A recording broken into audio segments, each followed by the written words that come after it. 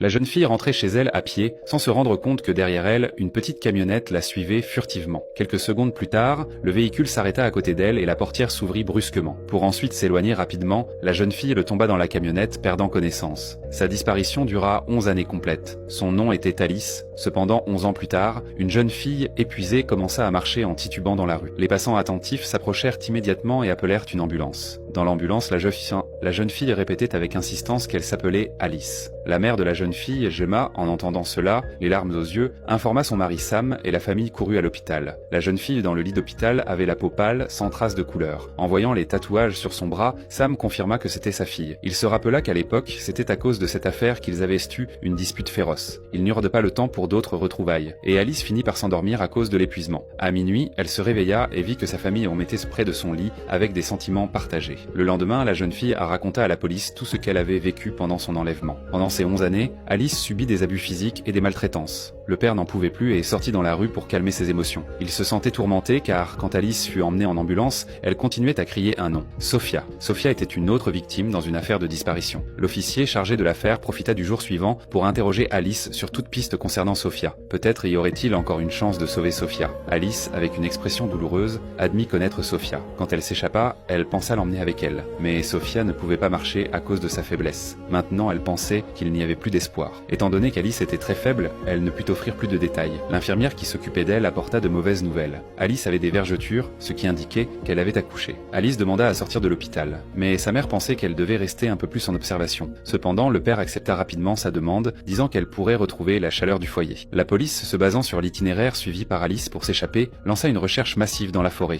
Mais ils ne trouvèrent rien. Finalement, Alice retourna chez elle. La famille l'observait en silence, attendant sa réaction. En voyant une photo d'elle avec son frère, tout lui semblait si familier. C'était sa maison qu'elle avait désirée pendant des années. Gemma tenta de demander à Alice au sujet de l'enfant, mais elle nia catégoriquement, affirmant qu'elle n'avait jamais eu d'enfant. Gemma était confuse. Gemma emmena Alice dans la chambre. Sam, avec beaucoup de précaution, lui demanda s'il pouvait l'embrasser. Mais en touchant le corps rigide de sa fille, il ne put éviter la douleur dans son cœur. Gemma lui dit de se reposer face au silence d'Alice. Le couple sortit de la chambre avec prudence. Après que les parents soient sortis, Alice commença à observer la chambre du bout des doigts. Un léger sourire presque imperceptible apparut sur son visage. À minuit, Gemma pensa vérifier si Alice dormait bien, mais elle vit une scène déchirante. Après avoir été prisonnière pendant tant d'années, Alice n'était plus habituée à une vie confortable et préférait dormir sur le sol froid et dur au lieu du lit chaud et moelleux. Gemma, avec un mélange d'émotions, ne savait pas comment exprimer ce qu'elle ressentait. Elle retourna dans sa chambre et commença à regarder des photos des enfants quand ils étaient petits. Un sentiment étrange commença à surgir en elle. Elle sentit que sa fille lui semblait de plus en plus étrangère. Ses doutes la menèrent à observer chaque mouvement d'Alice. Même la façon dont elle marchait avait changé. Elle le raconta à Sam, mais il n'y accorda pas d'importance, expliquant qu'Alice avait subi trop de tortures et qu'après tant d'années, ce qui avait attiré l'attention de Holtrou, c'était le même geste que faisait sa tante quand elle était nerveuse. Et cela coïncidait exactement avec celui d'Alice. Sam, voyant que sa fille ne voulait pas continuer, n'hésita pas. Il dit à Holtrou de s'en aller. Dans l'esprit de Mark, une idée commençait à prendre forme. Peut-être qu'Alice était la même Sophia qui avait disparu il y a tant d'années. Mais il ne comprenait pas pourquoi sa tante se faisait passer pour une autre personne. Quelques jours plus tard, Alice accepta la proposition de Mark. Et elle accepta de retourner dans la forêt pour chercher l'endroit où elles avaient